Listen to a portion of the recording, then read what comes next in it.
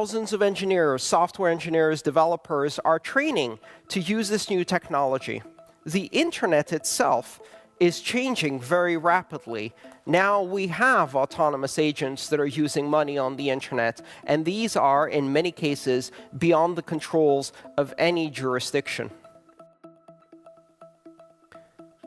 What are the large corporations going to do with this new magical, open, decentralized, neutral, borderless, censorship-resistant network? They're going to say, great, we'd like that, but could you take out the open, decentralized, borderless, neutral, censorship-resistant properties and package it with an SLA, a 12-month license, and control? Control for us. They will take the internet and they will make intranets. They will make closed gardens of boring, stale content that is fundamentally insecure, that sits in the backyards of corporations, adding a tiny bit of value, but outside of the participation of the global community, insulated from the wave of innovation that is happening all around us. They will create these intranets. They will claim victory. They will turn around and they will say, we invented blockchain. And they will be wrong, and they will fail. Because the real principle, the real exciting thing about this technology, it's not the blockchain, which is a database artifact that is created out of this protocol. It is the ability to achieve distributed consensus among parties that don't trust each other across great distances, without any central party, without any authority, without any intermediary. And that consensus from the outside looks chaotic, it looks messy, it looks weird. Well, everyone in this room already knows something that is open, flat, weird, and is not understood by corporations. The internet. We already did it once, we're going to do it again. And this time, we're going to bring the entire world with us. In the background of this grand story, there's another story that's playing out. After 25 years of the internet, it still takes 3 to 5 days to send money from here to a country that's not in Europe. It will still cost you $30, $40 to send money. And that's only if the country you're sending it to isn't a poor country, in which case it will cost far more and take far longer. A giant network of centralized, closed, corrupt systems that are sucking money out of the poorest people on this planet. In 2017, 2.5 billion people do not have access to banking.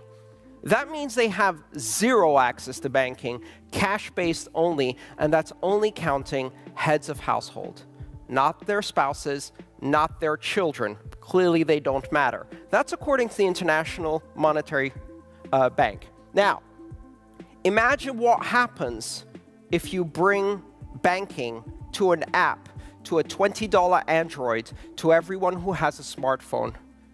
3.5 to 4 billion people are on the internet today. Just over 1 billion people of those have banking, have full access to financial services. We're going to bring it to the other 6 billion fast. And this is going to change the world faster than the spread of cell phones. Imagine a $20 Android landing in a village in Kenya, and it's no longer just a communications device. It's a bank. Not a bank account, a bank. It can wire and receive funds from anywhere in the world. It can do lending or receive lending for a mortgage, to buy seeds for a field, to bring disaster relief. It can internationally connect every person on this planet, and we can do this within the next 10 years. The world will radically transform when you bring the capability of a broad economic inclusion to everyone in this world. Now, you would think that banks want to do this. You'd be wrong. It's not really profitable serving people who have little money, little connectivity, no access to ID in oppressed countries with terrible governments. Also, in most of those countries, the banks are criminals. They are criminal organizations, or really quite indistinguishable from the local mob. So how do we fix that? Up to now, the approach for all of these technologies, whether it was PayPal or any of the other technologies we've seen emerge in financial technology very, very slowly, was to carefully and politely ask for permission. Bitcoin is not asking for permission. We forgot to do that. And so we will proceed in banking the entire world without asking for anyone's permission. This protocol is now spreading.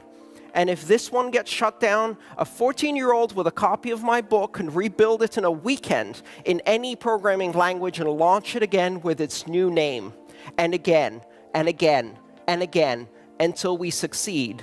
The world is now connected. Finance is now an application, and money is a content type. Welcome to our new planet. Thank you.